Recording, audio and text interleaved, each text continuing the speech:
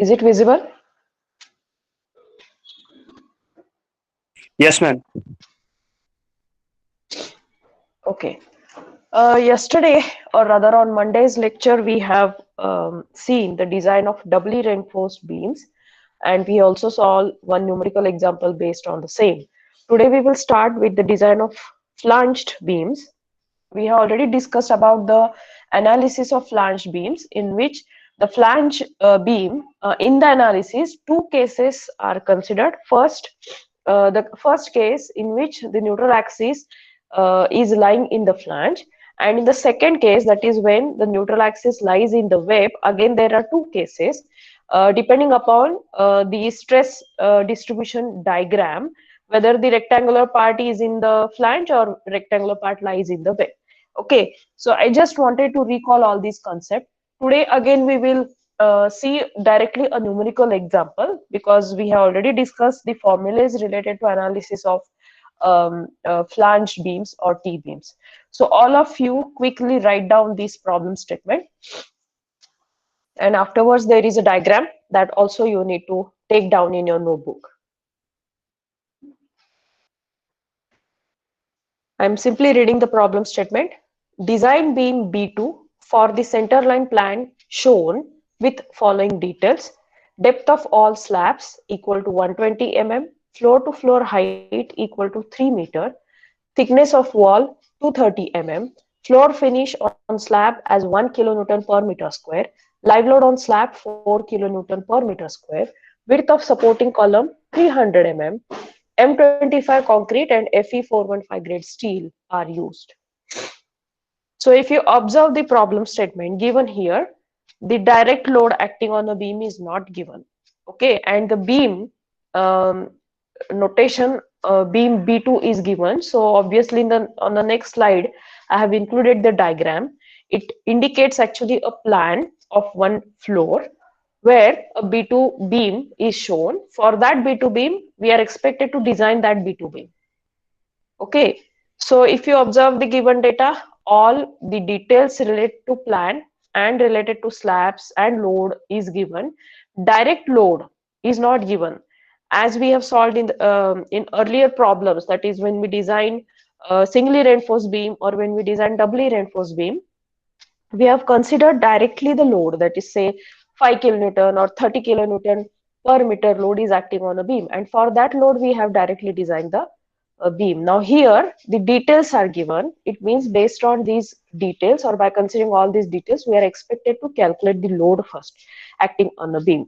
So this example is actually a you can consider a practice problem for all of you, because in the term work you are going to do the same thing what we are doing right now. Okay, so have you noted down this problem statement? Yes, ma'am. Okay, take down this diagram also. So look into the diagram. There are 4 slabs shown in the diagram: S1, S2, S3 and S4, and all these 4 slabs are denoted by a notation which is used to show the one-way slab. So all these 4 slabs are one-way slab. Even if you don't consider the notation, just look at the dimensions shown in the diagram. For example, S1 slab, the horizontal dimension is 3 meter and vertical dimension is 6 meter. So if you consider Ly by Lx, that ratio, 6 by 3, that is coming equal to 2. So if the ratio of Ly by Lx is equal to 2 or greater than 2, we identify that slab as one-way slab. So all these slabs, S1, S2, S3 and S4, all are one-way slabs. Then the beams are also shown here: B1, B2, B3, B4, B5, B6 and B7. Total 7 beams are there. If you consider the B1 beam here, this B1 beam is actually a continuous beam. So there are 2 spans in this beam. B2 beam is a simply supported beam. Consider as a simply supported beam because it is resting in 2 columns simply. Similarly, B3 beam is a simply supported beam. B4 beam is again a continuous beam. There are 2 spans in the beam. B5 beam is also a continuous beam with 3 spans. B6 is exactly similar to B5, and B7 is also exactly similar to B5. Or B5, B6, B7, the design of all these 3 beams will be somewhat similar depending upon the load. Okay, because the load acting on all these three beams, B5, B6, and B7, will be different. Because B5 beam supports three slabs, so the load coming from all these three slabs will be considered on three spans of B5. Similarly, B6. So B5 and B6, for these two spans, the load coming from these three slabs, S1, S2, S3, will be same. And if you consider, or if you recall whatever we have discussed in the earlier lecture, that in case of one-way slab, the load is shared by the longer beams and not the shorter beams. So the load coming from these S1, S2, S3 on B5 will be 0. Okay, but B6 is also supporting the slab S4. So the load coming from S4 will be shared to B6 beam and B7 beam. So B6, B7 beams, their design will be similar, exactly similar. Now, what is given in the problem statement, that we have to design B2 beam, this beam. Okay. Now, again, if we consider how the casting of this entire floor is considered, whenever the casting of all these four slabs is considered, the casting of beam is also considered at the same time. So formwork for the slabs and beams is erected at the same time, and the concrete is poured uh, in the beam first, or in the formwork of a beam first, and then we come to the slabs, and the casting of slabs is considered accordingly. Okay, so we have to design beam B2. Quickly, all of you note down or draw this diagram in your notebook. Then I will explain how to consider this beam B2. Ma'am, before length is 8 meter or 6 meter. Which one? Before? Before 6 meters.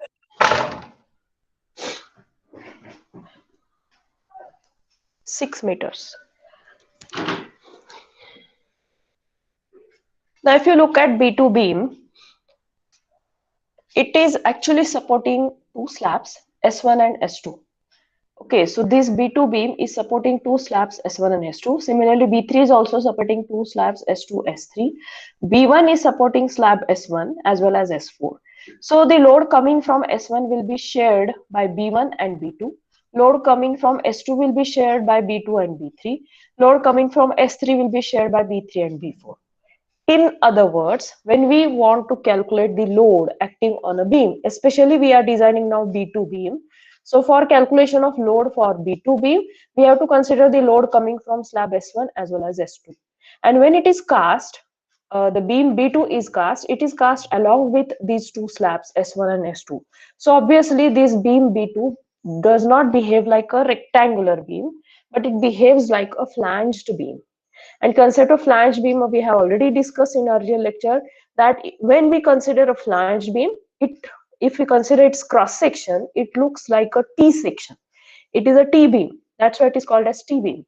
So B2 and B3, these are the T beams, whereas B4 and B1, these are the L beams.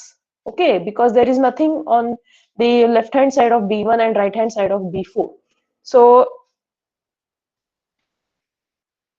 just a moment, guys. I got a call, so I need to.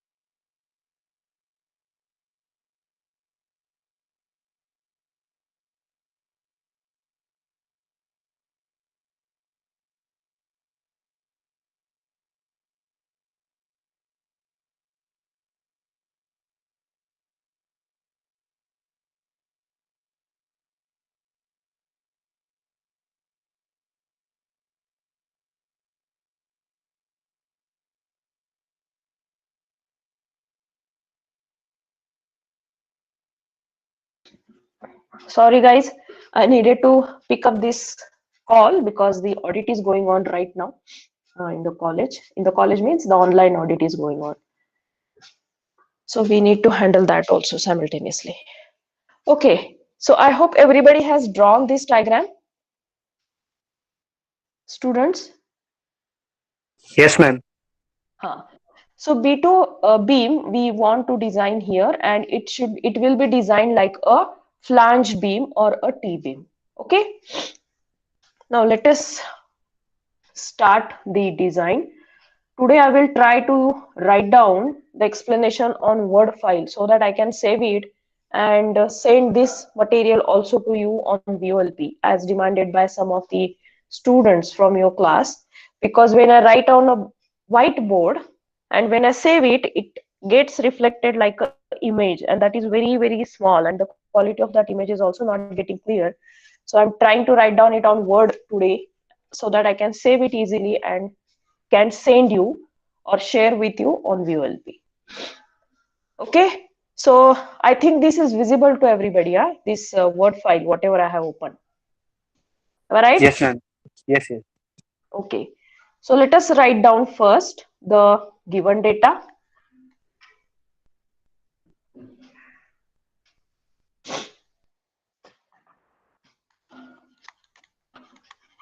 So let us write down given data. What is given? I just want the data related to beam. What is given for beam? All of you have the diagram with you and problem statement also with you. Guys, Yes, ma'am. Width For of which of supporting column 300 mm. width of the Supporting column.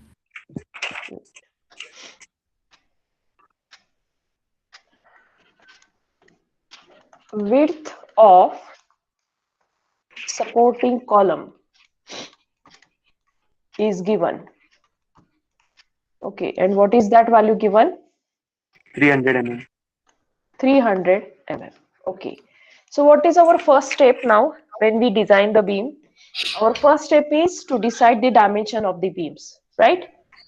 So let us consider the first step, that is size of beam, in which we have to consider the width of the beam first. Okay, so let us find out what is the width of beam. I will change the orientation of this page as a landscape so that I can write down the details on a larger dimension. Okay. So tell me the width of the beam. Normally the width of the beam we take as width of the supporting column. So we will assume here the same value, that is 300 mm. Okay. Now, before going to the next step, I will just draw a diagram of T-beam here so that what exactly we are considering here or designing here, that you all will come to know. So this is the flange of the T-beam I have drawn here, and this is the web of the T-beam. And we want to design this entire beam along with the reinforcement details and also the dimensional details. Okay, so this is my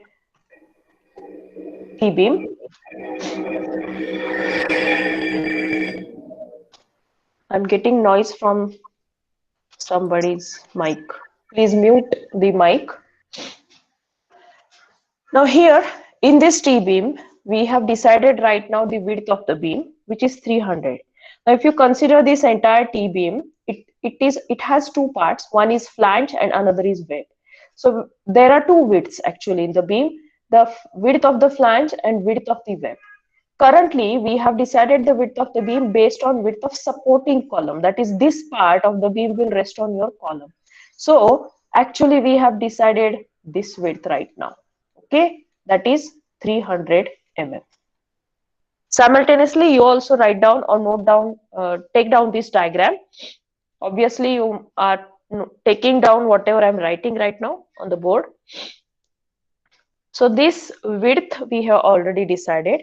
Let us decide now the depth of the beam. So what is the criteria to decide the depth of the beam? Clear span by 10 to clear span by 16. Okay, so this is the first point. Second point, depth of beam. Depth of beam Clear span by 10. yes 10 to L by 16. L by 16. Within this range, we have to find out the value and we have to decide the depth of the beam. So now here, if you consider, I will go back to the diagram here. B2, the length of the B2 is given as, tell me the length.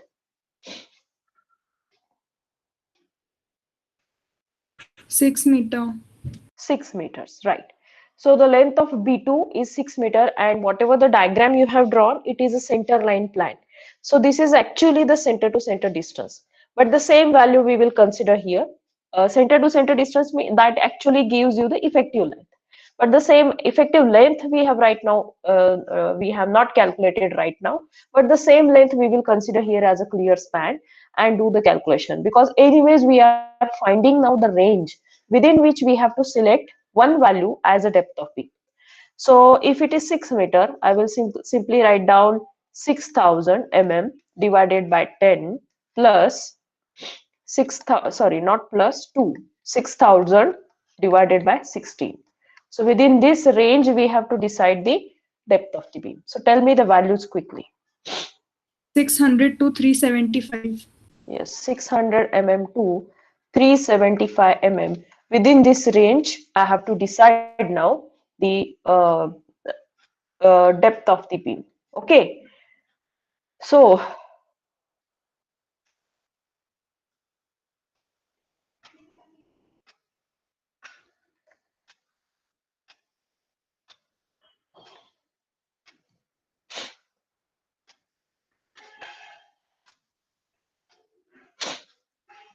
okay, so let us adopt. I will write down here. Let us adopt. All of you also write down.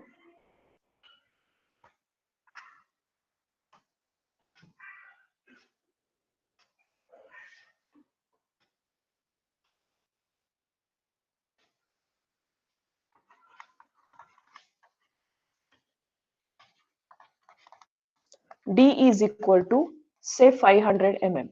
Okay, the range we have got is 600 to 375. So I will assume the depth close to the higher value. So 500 mm, that value I'm adopting here. Okay, so this is the overall depth we have calculated. Providing effective cover of, normally we consider 50 mm. So providing effective cover is equal to 50 mm. We will get the effective depth of beam D is equal to 500 minus 50, that is equal to 450 mm. Okay, so let us show all these dimensions again in the diagram. So in this beam, we have right now calculated the total depth, so which I'm showing here as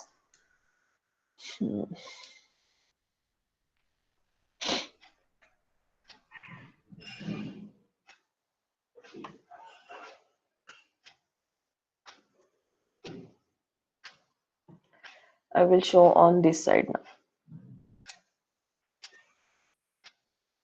So overall depth is 500 mm. Okay, this overall depth is including, yes, ती length झाली ना depth. Length is given already in the, sorry. मला वाटलं plan बघतोय आपण cross section असतात ना No, this is the cross section. Plan you have already drawn. Now this is your plan. Okay, this is the plan. And this, whatever I have drawn, is the cross section of the beam. Are you getting ma'am, this got or not? yes ma'am. Huh. All right. So the overall depth of the beam we have drawn here or shown here as 500 mm. So width of the beam, that is the width of the web we have calculated, overall depth is calculated, effective depth is also calculated. So somewhere here in the beam, we will show some reinforcement at this level, at this particular level, and then we can show the effective depth of the beam. Okay, so let us consider the further calculations. Now what is remaining? The depth of the Overall depth of the beam we have calculated, but this depth of the flange is already given to us. Now, how this flange is formed, I will go back to the plan. So this is my beam B2, and this beam B2 is cast monolithically by these two slabs, S1 and S2. So some portion of this slab will take part into resisting the moment acting on the beam, and hence it actually forms the flange of the beam. So if I will go back to this diagram, these flanges are nothing but my slab. Okay, so if I want to divide this entire beam into two parts, actually this is my beam. This is my beam, and these are the two parts or the two slabs. This is S1 and this is S2. So this is S1 and this is S2. Okay, so this depth is already known to us. That is the depth of the slab. Tell me what is this value? 120 mm. 120 mm. Okay, so depth of the slab is already known to us. That is the depth of the flange. I can write down here. So let us write down the depth of the flange is depth of flange, which is denoted as df, is equal to, it is nothing but depth of the slab, so which I'm writing here as ds, equal to 120 mm. Okay, similarly, now I want to find out what is the width of the flange. Here, I want to find out this distance. Now, why we need this? Because width of the flange, when we decide, it means we are considering some part from S1 slab and some part from S2 slab, which will take participation in resisting the moment acting on this entire beam.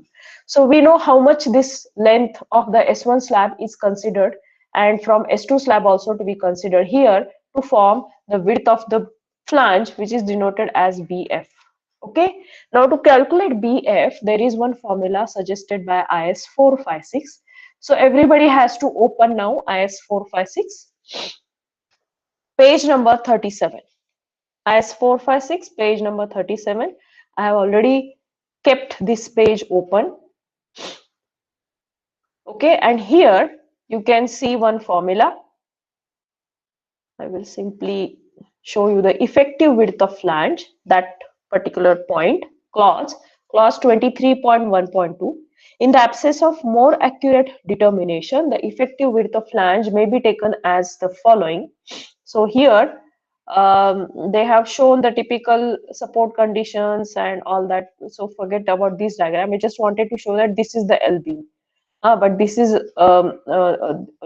not actually the cross section. They are showing the elevation here. So leave it. Okay, so what was we reading? The effective width of flange may be taken as the following, but in no case greater than the breadth of the web plus half the sum of the clear distances to the adjacent beams on either side. Okay, so this is a limitation. This is a formula for T beams. This formula is to be used, and for L beams, this formula is to be used. Now, if you look back into the plan given in the problem statement, B2 and B3, these two beams are the T beams, whereas B1 and B4, these are the L beams. We are designing B2, so it is a T beam, so we have to use this formula to find out the BF. So BF is equal to L0 upon 6 plus BW plus 6 times DF. Okay, let us see now what are these terms. What is L0? L0 is given as distance between points of zero moments in the beam, which are normally identified as point of contraflexure. You must have learned this when you studied the shear force bending moment diagram or SFD BMD concept. Okay, the point where the bending moment is zero, it is called as point of contraflexure. Okay, now if we consider beam B2, I will go back to the plan here. This is a beam B2. Okay, in this beam, this is a simply supported beam. If you consider the same beam as a fixed beam, the point of contraflexures, we need to calculate it because it will be somewhere near these two supports, somewhere here and here. If we treat this beam as a fixed beam, and obviously the analysis of fixed beams becomes normally tedious because we have to consider the fixed end moments also. So to avoid all these complications, normally, practically when we design the beam, we simply assume this beam as a simply supported beam. And for simply supported beam, we know that at the supports, the bending moment will be zero. Am I right? At the simple supports, the bending moment will be Yes, ma'am. zero. Yes, ma'am. So the point of contraflexure for simply supported beam will be considered as the point at the support or simply the support ends. Okay, or the supports. Fine. So what is the distance between these two points of contraflexure now? 6 meter. Correct. It is a 6 meter length. All right. So here we have to consider L0 as 6 meters in our problem. What is the another parameter used in this formula? It is BW. BW is the breadth of the web, that is width of the web, which we have already calculated as 300 mm. DF is the thickness of the flange, that also we have calculated, or it is already given as 120 mm. That is the thickness of the slab. Okay, so we know now all the values in this equation or formula. We can find out the width of the beam or width of the flange easily. So let us write down this formula first. BF is equal to, or first write down the width of the flange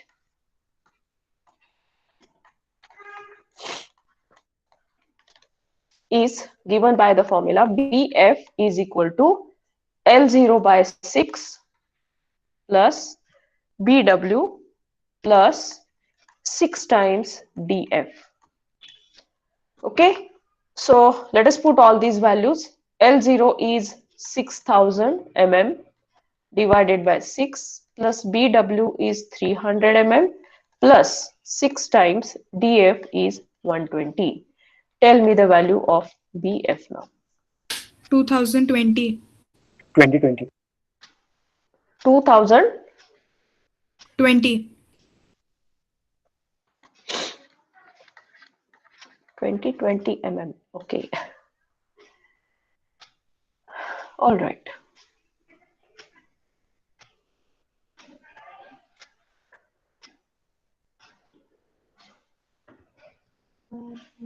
What is happening?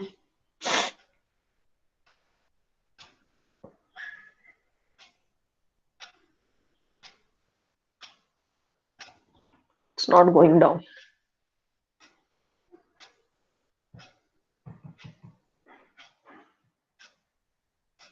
And you can add a page. From where? Insert Okay. and add a blank page. Left side. This one? Yes. Okay. Great. Where it got added? It got added here, somewhere here. Oh, it's not getting added. And it will be get added below the page you are currently. Here the cursor was. I'm trying to bring that cursor down, but it is not coming. Ma'am, use keyboard. I'm using keyboard only.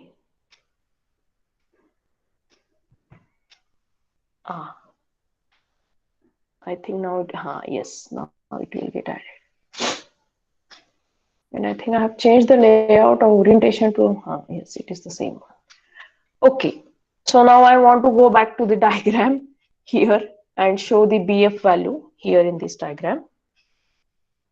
So this is 2020 mm. Now for this value, there is a limitation as given in the code. And what is that limitation? Let us go back to the code first. What is that limitation? That in no case greater than the breadth of the web plus half the sum of the clear distances to the adjacent beams. Now here we don't have adjacent beams, but we have adjacent slabs. So the limitation is half the width of the two adjacent slabs plus width of the web. So if I will go back to this diagram, it is half the width of this slab plus half the width of this slab and the width of this beam. Now, looking into this diagram, the distances are given center to center. It means actually in this diagram, the half the width of this slab is starting from this point. from this point, okay, from the center.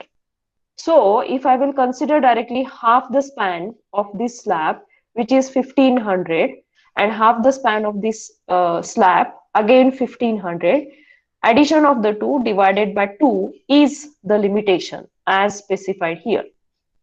I'm reading here. The breadth of the web plus half the sum of the clear distances to the adjacent beams. Okay, so the limitation here I can write down as this should not be greater than L1. I will write down the span of the first slab plus span of the second slab half. Okay, so span of first slab is 3000. Okay, 3000 plus 3000 divided by 2. So it is coming as 3000 mm. So in no case BF should be greater than 3000 mm, and our value is coming as 2020 or 2020 mm. So this is perfectly fine. Okay. Ma'am, why haven't we considered the breadth of the web? Because in this plan all the dimensions are given center to center. So if you consider this line, this is representing the center of the beam, and this dark gray color part is showing the width of the beam. This width is nothing but the width of the web. Are you getting this?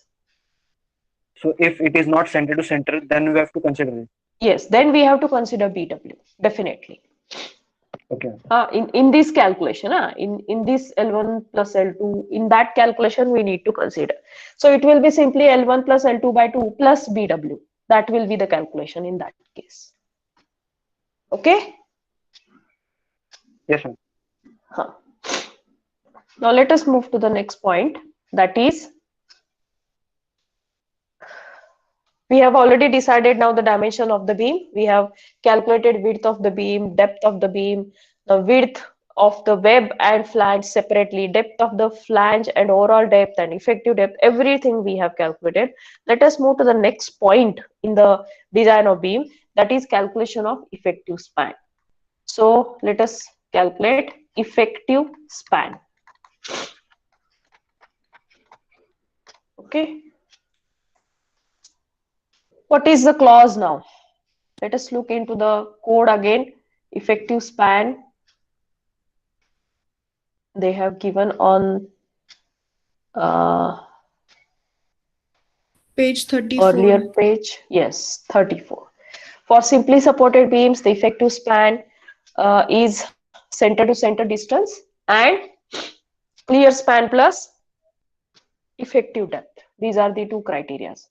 So the first criteria is center to center distance, which is already the length given, which is coming as 6 meter. And second is clear span plus effective depth.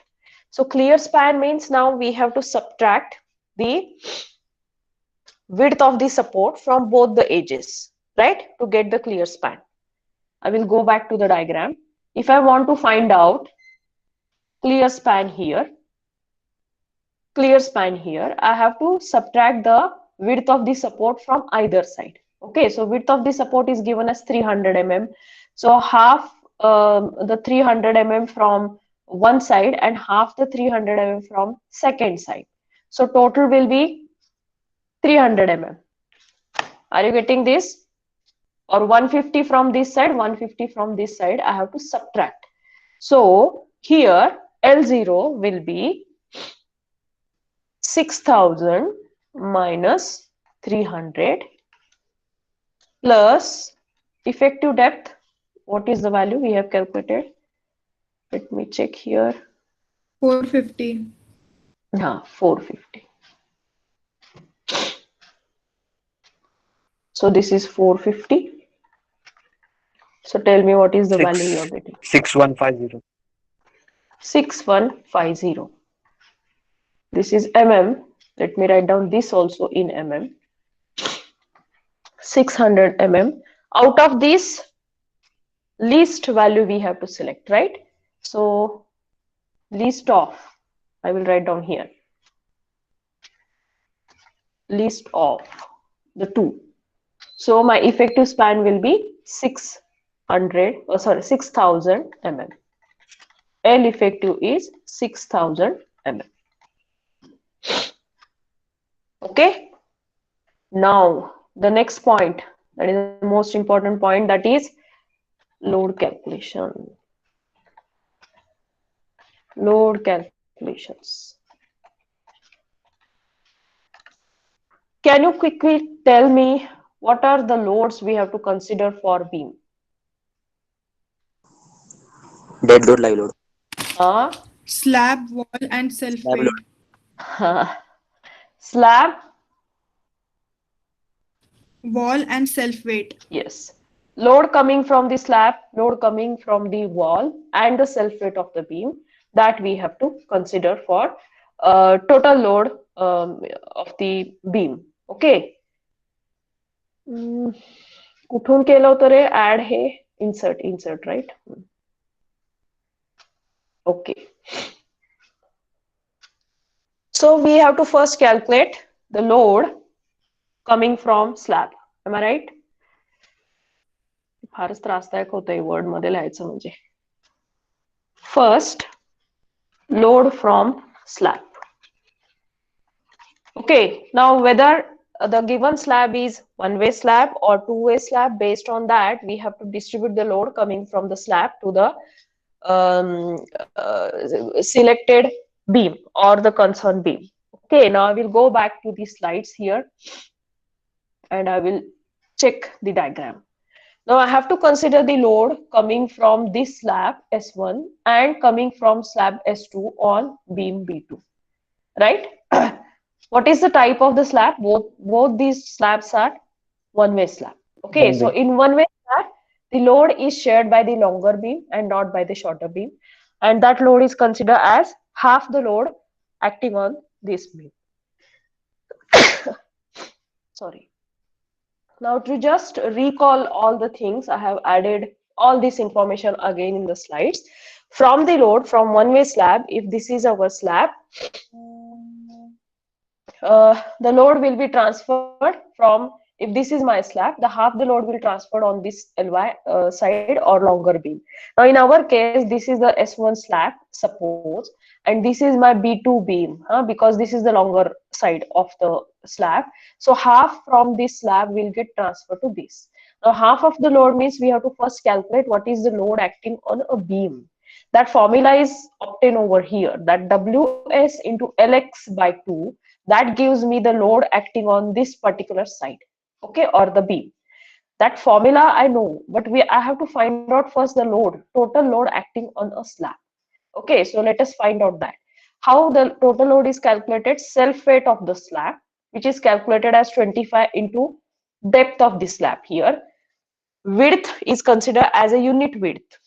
We always consider the load acting on a slab or the self weight of the slab per unit width. So this is multiplied by 1, nothing else. Plus FF means floor finish. I think the floor finish load is also given in the problem statement. WPL, that is waterproofing load, is not mentioned, so this will be considered 0. And live load is also given in the problem statement. So first of all, we have to calculate the total load acting on a slab, and then that load we have to transfer to the beam B2. Okay, this is for first slab, that is S1 slab. Similarly, we have to do for S2 slab also. So let us do that first.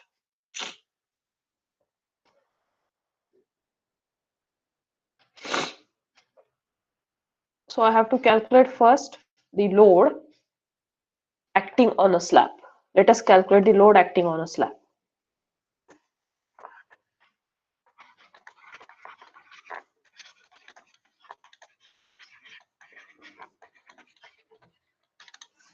Okay, we will denote it as WS, total load acting on a slab. It is equal to the self weight of slab plus whatever the floor finish acting on a slab, floor finish plus live load. Okay, So self weight is calculated as 25 into D. D is the depth of the slab, which is, what is the value? And effective, no? Effective is 120. okay. Depth of the slab. 120 mm. 120. Okay. Huh? Tell me again, please. 120 120 mm. mm. 120 mm. 25, the unit of 25 is kilonewton per meter square. So I will convert now all the lengths into meter. So it will be 0.12 meter. Am I right?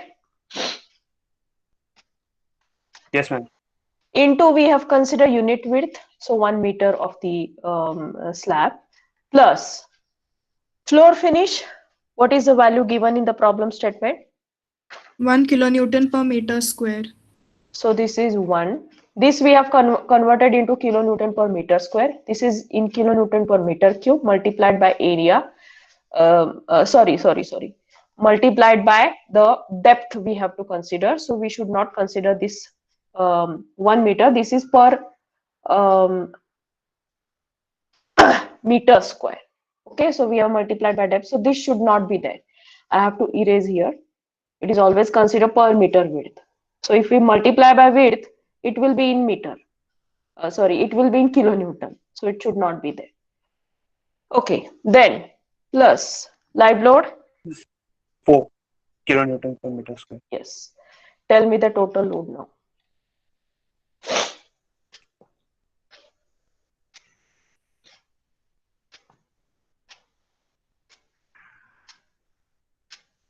Eight Yes, kilonewton per meter square. 8 kilonewton per meter square. This is the total load acting on a slab. Now, from this total load, what is or how much is the load acting on a beam B2, that we have to calculate. Now, the same load is acting on all the slab, because the load acting on the slab is given in the problem statement, that is a uniform thing acting on the all slab S1, S2, S3, S4. Now for B2, when we consider the design of B2, the load coming on B2 due to the slab will be due to slab S1 and S2. So I will simply write down load shared by slab S1 is equal to, what is the formula? I will go back to the slides now. What is the formula? WLX by 2. Okay, or WS into LX by 2. I will write down the formula first here, which is WS LX by 2. What is LX here now? I will go back to the diagram here. Okay, this is my LY 6. longer, and this is LY longer, and this is the LX shorter length. So what is LX now? It is 3 meter. Okay, so 8 is the load into 3 meter is the shorter length divided by 2. I hope the concept is clear to you, how we obtain this formula. Okay, how we obtain this formula? The total load into area, total load acting on this slab into area of this part only. This is half the rectangle. Okay, so half the rectangle means Ly into Lx by 2. The same is written here. And this entire load we calculate per unit length. So divided by Ly.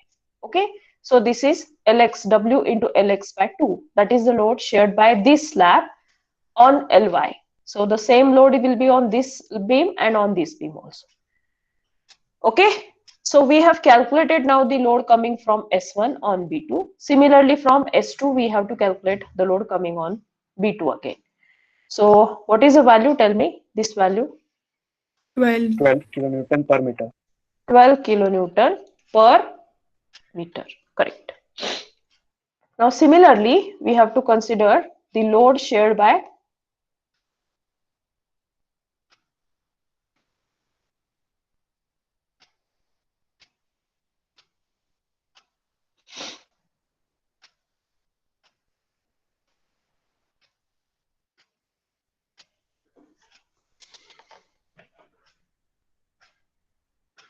second slab. Okay, so load shared by slab S2. Okay. Now the load acting on this slab is also the same value. So I will write down again Ws into Lx by 2.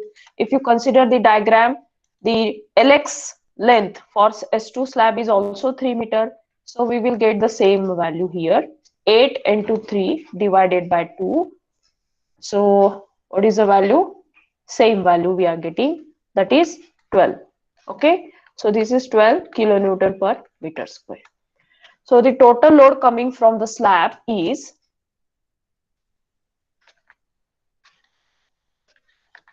total load from slab is equal to 24 kilonewton per meter. Am I right? Students? Yes, ma'am. Yes, ma'am. Now the second point is that we have to calculate the load coming from wall. Okay, load from wall.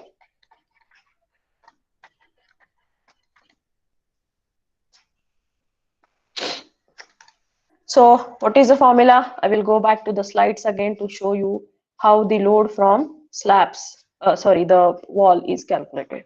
So this is the calculation for load coming from wall. The formula is gamma W into TW into HW, where gamma W is the unit weight of building material. Now for construction of wall, normally we consider or use big bricks. Okay, so what is the unit weight of bricks that we have to check from IS 875 part 1? The value I have already checked. You can check it as a homework. The value is 20 kilonewton per meter cube. So unit weight of bricks is taken as 20 kilonewton per meter cube. Then thickness of the wall. Normally the external walls thickness is considered as 230 mm. Am I right? Internal wall is 150, external wall is 230. Normally in 230. practice, when we consider the load calculation, we consider the higher value. Let us consider higher value over here, 230 mm as the thickness of the wall. And the third parameter here is the height of the wall. Now, to calculate height of the wall, what data is given in the calculation or in the numerical example problem statement? Floor to floor height is 3 meters. Correct. So floor to floor height, it is given as 3 meter. Now if I will consider this diagram of the beam, so this is the bottom of the floor, and somewhere below there is the first floor. So this total height, floor to floor height is given, and we want to find out the height of the wall. So we do not construct the wall up to the bottom of the floor, but we construct the wall up to the bottom of the beam. Okay, so from the total floor to floor height given in the problem statement, we need to subtract the depth of the beam, and then whatever the remaining height, that will be the height of your wall. Are you getting my point? Yes, Yes, ma'am. ma'am. So what is the floor to floor height is given? Let me write down first the formula. It is gamma W into TW into height of the wall. Okay, so gamma W, I have already informed you, unit weight of the bricks are considered as 20 kiloton per meter square. Thickness is 230, and height of the wall is floor to floor height minus depth of the beam. So what is the floor to floor height given? 3 meter. So it is 3 meter. 3 meter minus the depth of the beam, we have calculated overall depth as 500. 500. So 0.5 in meter. I have considered. Oh, sorry. This should be in. Okay, this I will consider in meter. 0.23. Okay, because this value we have considered kilonewton per meter cube. This should be in meter. So this is correct now.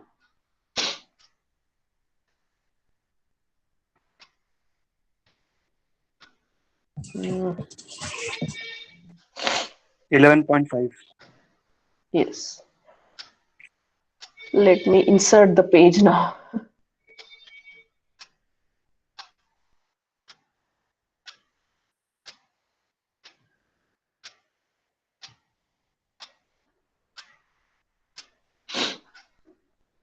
So the load from wall is 11.5 kilonewton per meter. kilonewton per meter. Okay. And the third value now is, or the third load is the self weight of beam, right? Self weight of beam. Now, while calculating the load coming from slab, the self weight of the slab we have already considered. So when we calculate the self weight of a beam, we do not require to consider this weight, weight of this flange, because the weight of the slabs we have already considered when we calculated the load coming from slab. So we have to consider the self weight of this portion only, that is the web portion. Okay, so we have to consider the width of the web and depth of the web for calculation of the load self weight of the beam. Okay, so what is the formula for self weight of the beam?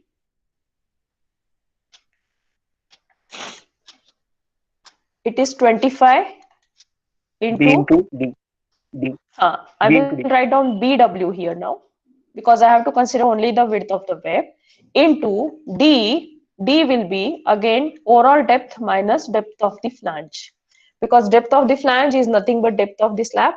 That weight we have already considered. So put the values. 25 into BW is 300 mm, so it is 0.3, into overall depth is 500 mm minus 120 mm is the depth of the flange. So tell me the overall depth, self weight of the beam.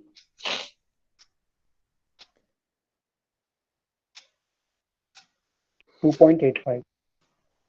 2.85 kilonewton per meter.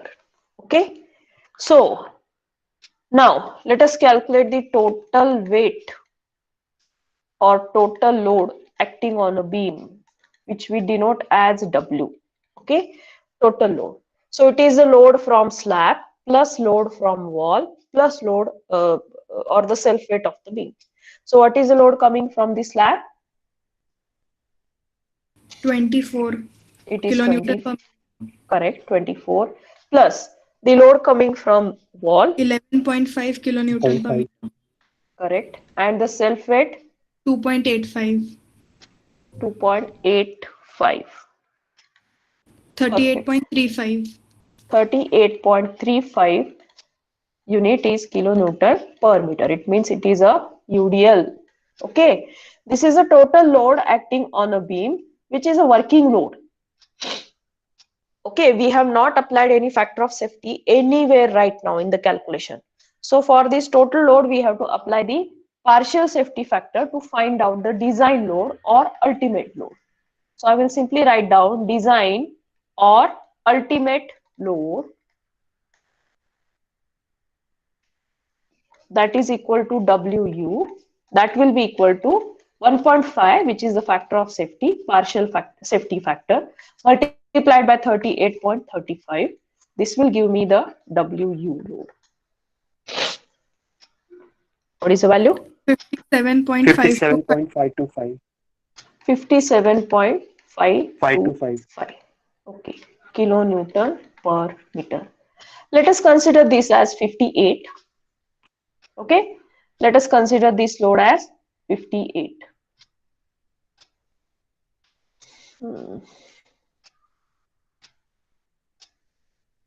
So I will consider WU as 58 kilonewton per meter, or even you can go to the further higher rounded value, that is 60 kilonewton per meter, to make your calculations more simpler. But it is fine that we are not increasing the load much.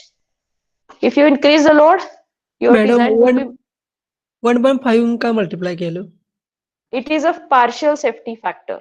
1.5 is a partial safety factor to find out the design load.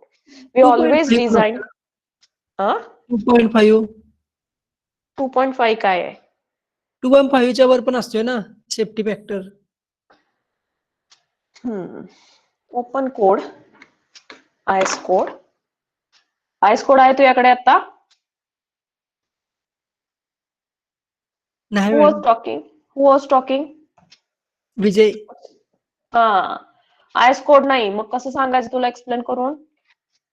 आयस code मध्ये इथे partial safety फॅक्टर्सची information दिलेली आहे, जी already आपण दुसऱ्याच lecture मध्ये discuss केलेलं होतं.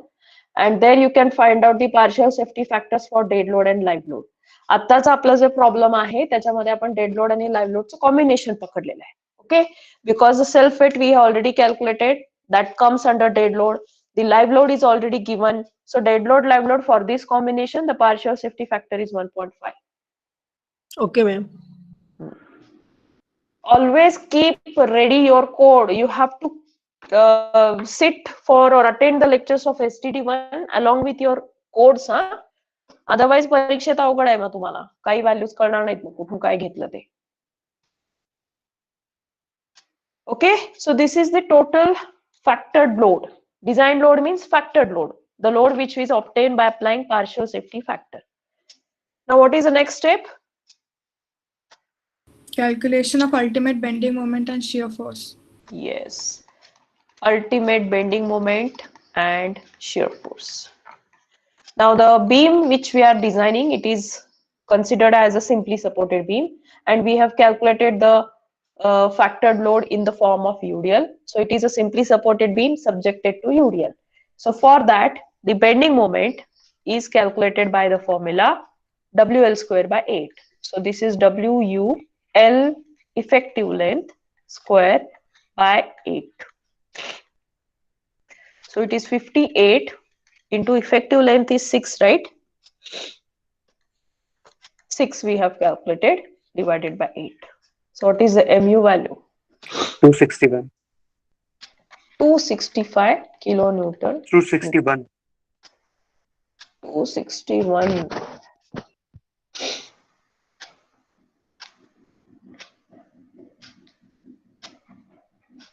इरेज नहीं होत.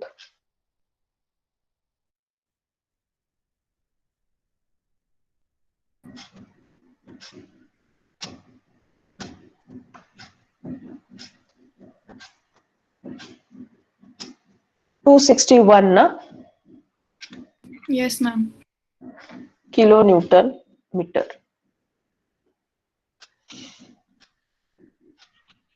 तर खाली लिहिते कारण याची लिमिट संपली माझी आता. Okay, right down here 261 kilonewton meter. Similarly, calculate the maximum shear force VU, which is WL by 2. So WL by 2.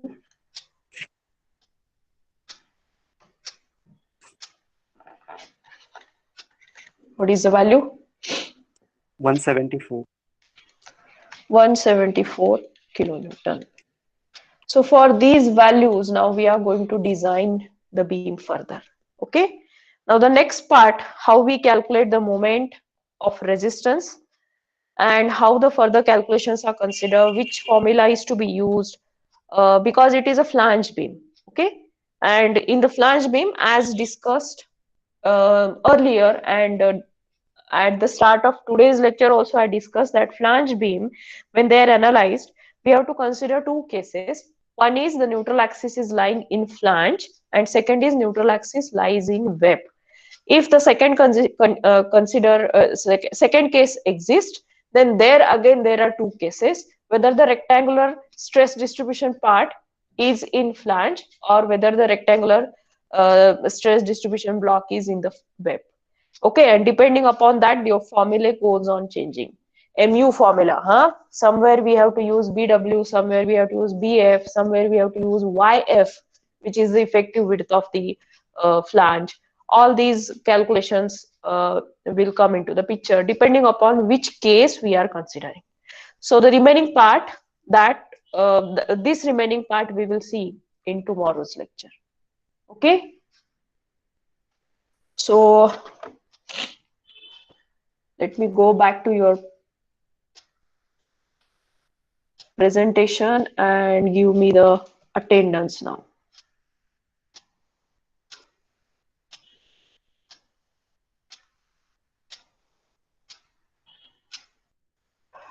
Link is given here in your chat box. All are requested to give the attendance through this chat box. through the chat box as well as through the